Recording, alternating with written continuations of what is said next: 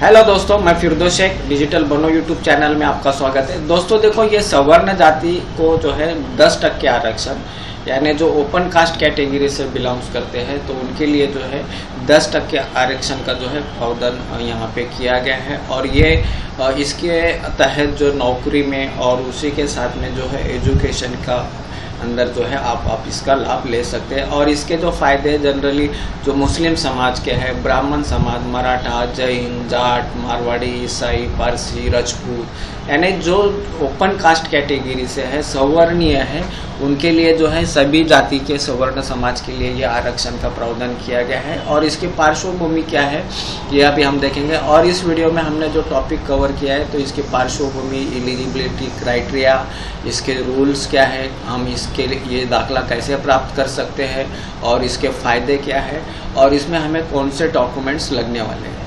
तो देखो, ये सवर्ण जाति का जो आरक्षण है इसके लिए जो है हम इसके पार्श्वभूमि देख लेते। तो देखो, हमारे देश में जो रिजर्वेशन फैक्टर है तो उसका अगर परसेंटेज देखेंगे, शेड्यूल कास्ट का जो परसेंटेज है 15%, शेड्यूल ट्राइब का 7.5% और ओबीसी का 27%। अब इसके लिए जो है बहुत सारे जो समाज, हमारे जो इंडिया के अंदर, हमारे भारत देश के अंदर बहुत सारे ऐसे उच्च वर्णीय जो उनको मतलब यानी रिजर्वेशन चाहिए था और उसके लिए बहुत सारे आंदोलन भी हुए। बहुत सी सरकारों ने जो है इसके रिलेटेड नया मतलब यानी रिजर्वेशन लेके और उसके ऊपर इम्प्लीमेंट करने की कोशिश की। तो बहुत सारे कोर्ट ने उसके ऊपर भी मतलब यानी अपनी नाराज़गी व्यक्त की थी। तो आखिर में जो है ये कॉन्स्टिट्यूशन 124वां अमेंडमेंट एक्ट 2019 का जो है EWS, ये रिजर्वेशन का जो क्राइटेरिया ये मतलब है अमल में आया। और इसके अंदर जो है ये EWS के अनुसार जो है आप इसका फ़ायदा जो है जॉब्स के लिए और उसी के साथ में जो professional course, higher education institute के अंदर एडमिशन के लिए भी आप इसका फ़ायदा ले सकते हो। अभी यहाँ पे जो है अगर हम यहाँ पे अगर देखो, अभी ये EWS आने के बाद में 7.5% ST के लिए हुआ है, SC के लिए 15.5%, OBC के लिए 27% और जो है इकोनॉमिकल वीकर सेक्शन के लिए 10% और बाकी का बचा है अभी 40.5%। तो ये 40.5% यहाँ पे मेरिट यहाँ पे इसके लिए लिखा गया है कि अगर ये जो कास्ट ये कास्ट कैटेगरी वाले हैं, अगर इनका मेरिट अच्छा है तो वो ये भी सीट्स मतलब इसमें की सीट्स लेने के लिए वो पात्र रहते हैं। तो यानी ये मेरिट के लिए है, ये ओपन के लिए मतलब यानी ओपन के लिए सीट रिजर्व नहीं रहती है। तो इसके लिए जो है ये मेरिट मतलब यहाँ पे अल्फाज का इस्तेमाल किया गया है। अभी यहाँ पर देखो, ये जो इकोनॉमिकल वीकर सेक्शन जो है ये केंद्र ने इसको मान्यता दी है और केंद्र ने जो है एक एलिजिबिलिटी क्राइटेरिया इसमें फिक्स किया है और उसी के साथ में जो संबंधित अनेक राज्य हैं उनको भी अधिकार दिया है उसके अंदर जो है बदल करने का, जैसे इनकम के बारे में और अन्य दूसरे जो प्रूफ है उसके अंदर जो है चेंजेस करने का वो मतलब मैंने वहाँ पर ये किया गया है। अभी यहाँ पे जो है ये अमेंडमेंट जो है लोकसभा के अंदर ये 8 जनवरी 2019 को मतलब लाया गया। अब राज्यसभा में 9 जनवरी 2019 में ये पास किया गया और ये योजना के तहत जो है EWS सर्टिफिकेट जो है ये मतलब मैंने इसको अमल बजावनी की गई। अब यहाँ पर जो है हमारे राष्ट्रपति ने फिर ये बिल को 12/1/2019 को ये पारित किया गया। अभी ये EWS सर्टिफिकेट जो है हम कहाँ से अप्लाई करें।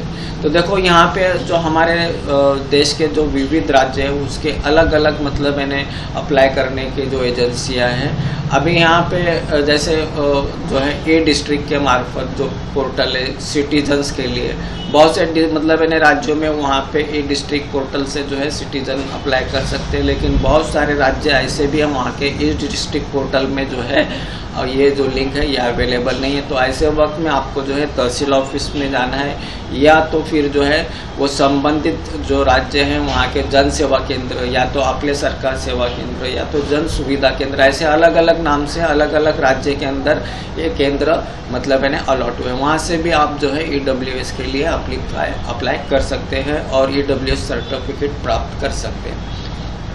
अभी EWS सर्टिफिकेट के दो टाइप्स होते हैं, एक EWS फॉर स्टेट और एक EWS फॉर सेंट्रल पोस्ट। अगर किसी एक स्पेसिफिक स्टेट के लिए अगर आपको EWS लेना है तो वो भी आप ले सकते हो।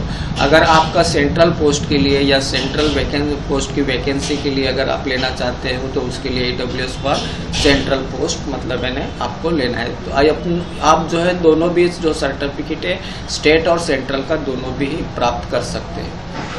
अभी EWS अगर महाराष्ट्र की बात करेंगे तो महाराष्ट्र के अंदर देखो अभी ये जो अपने सरकार का पोर्टल है यहाँ पर EWS का लिए कॉमन सिटीजन अप्लाई करने की अभी लिंक एक्टिव नहीं है। ऐसे वक्त में अगर आपको ये EWS सर्टिफिकेट लेना है तो आपको तहसील ऑफिस में जाना रहेगा या तो फिर आपके जो नज़दीक का अपने सरकार केंद्र है या तो महाई सेवा केंद्र है वहाँ से आपको ये अप्लाई करना पड़ेगा। अभी देखो महाराष्ट्र शासन ने इसके संबंधी में जो है GR निकाला है 12 फरवरी 2019 को। खुल्या प्रवर्गातील यानी ओपन कास्ट कैटेगरी के इकोनॉमिकल वीकर सेक्शन को जो है एजुकेशन और जो है शासकीय यानी सर्विस के अंदर गवर्नमेंट सर्विस के अंदर 10% जगह जो है उनको रिजर्वेशन के बारे में ये एक्ट और ये जो GR है गवर्नमेंट रेजुलेशन ये पारित किया था।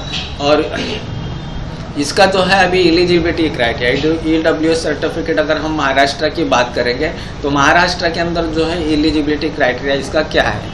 तो देखो इनका फैमिली जो टोटल फैमिली के मेंबर्स है उनका एनुअल इनकम 8 लाख या उससे ज़्यादा नहीं होना चाहिए। उसी के साथ में अगर आपको महाराष्ट्र का EWS लेना है तो फिर महाराष्ट्र के बेनिफिट्स लेना है तो उसके लिए आपको महाराष्ट्र में 13 अक्टूबर 1967 पूर्वी से अगर आपका रेसिडेंस महाराष्ट्र का है तो आप जो है ये महाराष्ट्र का EWS सर्टिफिकेट ले सकते हो। यानी जो OBC का जो क्राइटेरिया है सेम जो है EWS का क्राइटेरिया है। और इसके लिए जो है अभी जैसा 1967 का जो है आपका रेसिडेंस जो तहसील के अंदर था उस तहसील से आपको अप्लाई करना रहता है। अब जो तीसरा क्राइटेरिया है वो एग्रीकल्चर लैंड आपके पास में 5 एकड़ या उससे ज़्यादा की है तो फिर ये जो है EWS सर्टिफिकेट के लिए आप पात्र नहीं है। उसी के साथ में रेसिडेंशियल फ्लैट अगर आपका 1000 स्क्वायर फीट या उससे बड़ा है तभी भी आप जो है ये योजना के लिए पात्र नहीं है। और उसी के साथ में जो है रेसिडेंशियल प्लॉट 100 स्क्वायर यार्ड का किसी मतलब मैंने म्यूनसिपलिटी हद में या तो कॉरपोरेशन के हद में अगर आपका 100 स्क्वायर यार्ड या उससे ज़्यादा का प्लॉट है रहवासी प्लॉट तब भी आप ये EWS सर्टिफिकेट के लिए पात्र नहीं है। और अगर ग्रामीण के अंदर अगर समझो आपका रेसिडेंशियल प्लॉट है 200 स्क्वायर यार्ड या उससे ज़्यादा तब भी आप जो है ये EWS सर्टिफिकेट के लिए पात्र नहीं है। अभी डॉक्यूमेंट्स रिक्वायर्ड डॉक्यूमेंट्स के अंदर अगर हम महाराष्ट्र के रिलेटेड अगर बात करेंगे तो यहाँ पे ID प्रूफ में जो है 7 प्रूफ है उसमें से कोई भी एक प्रूफ आप दे सकते हो जैसे वोटिंग कार्ड या तो आधार कार्ड या तो पासपोर्ट या तो ड्राइविंग लाइसेंस या तो जो है गवर्नमेंट या सेमी गवर्नमेंट का जो है ID कार्ड पैन कार्ड और रोजगार हमी योजना का जॉब कार्ड भी दे सकते हो। अभी एड्रेस प्रूफ के लिए जो है देखो यहाँ पे आप वोटिंग कार्ड या तो घर पट्टी पानी पट्टी 7/12 या तो लाइट बिल या तो टेलीफोन बिल पासपोर्ट आधार ये कोई भी इसमें से एक दे सकते हो। अभी अगर तुम महाराष्ट्र से बाहर से अगर यहाँ पे महाराष्ट्र में अगर स्थलांतरित हुए हैं तो आपको जो है इसमें 2 पुरावे आपको देना पड़ेंगे। अब वो 2 जो प्रूफ आप दोगे जो एविडेंस दोगे उसके अंदर कवर होना चाहिए कि तुम 1967 पूर्वी से महाराष्ट्र में रहते हो।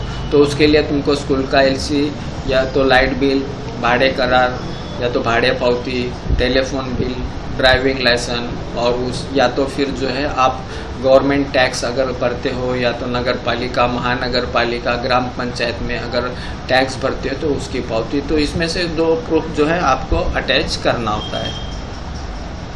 अभी एज प्रूफ के लिए जो है तुम school leaving certificate bonafide certificate भी दे सकते हो। अभी जो है इनकम के लिए प्रूफ में देखो तुमको जो यहाँ पे है आपको जो लागू होता है वो सभी देना है। जो लागू नहीं होता है उससे छोड़ देना। जैसे अगर आप वेतन धारक है तो आपको फॉर्म 16 लगेगा, अगर आप वेतन धारक नहीं है तो फिर उसको आपको छोड़ देना है। अगर आप बिजनेस करते हो तो उसका फिर जो है इनकम टैक्स या तो फिर वैट और ये जो आदि अगर उसका प्रूफ है तो वो आपको दे सकते हो।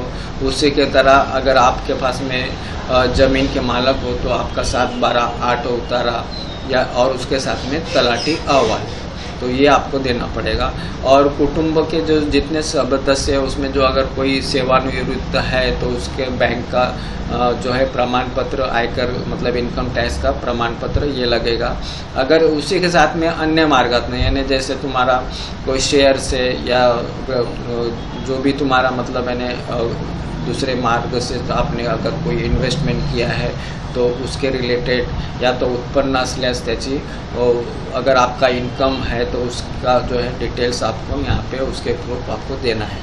अभी उसमें अगर किसी तुम्हारे जो ऑफिसर्स को इसके बारे में अगर डाउट्स आए, उसमें अगर कुछ क्यूरीज निकाला तो उसकी जो पूर्तता करने का भी आपको वो बंधनकारक रहता है। तो दोस्तों इस तरह से जो है ये EWS सर्टिफिकेट है। अगर हम महाराष्ट्र की बात करेंगे तो महाराष्ट्र के अंदर जो है आपले सरकार पोर्टल जो सिटीजन्स के को किए करते हैं तो वो पोर्टल से अभी फ़िलहाल तो ये लिंक एक्टिव नहीं है।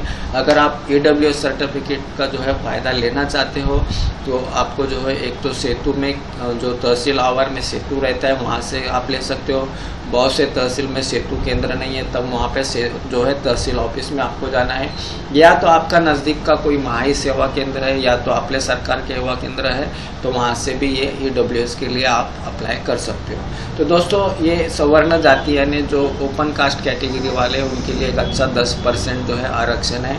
अगर आप भी इसका बेनिफिट फ़ायदा ले सकते हैं, आपके जो बच्चों के लिए भी ये EWS सर्टिफिकेट निकाल सकते हो और इसका जो है 10% रिजर्वेशन है। तो दोस्तों आज के लिए हम यहीं रुकेंगे। धन्यवाद। जय हिंद।